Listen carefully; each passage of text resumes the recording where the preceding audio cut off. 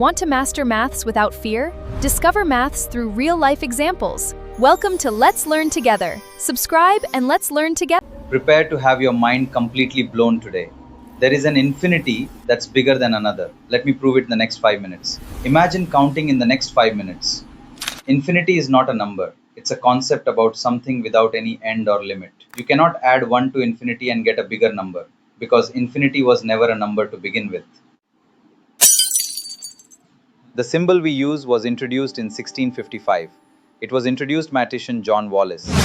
Imagine counting all the stars in the sky. No matter how long you count, you'll never reach the end. That endless idea is called infinity. Infinity means something that never ends. It is not a number. It is the idea of endlessness, shown by the symbol infinity. Remember, every time you think the biggest number, mathematics smiles and says, add one more. That's the magic of infinity.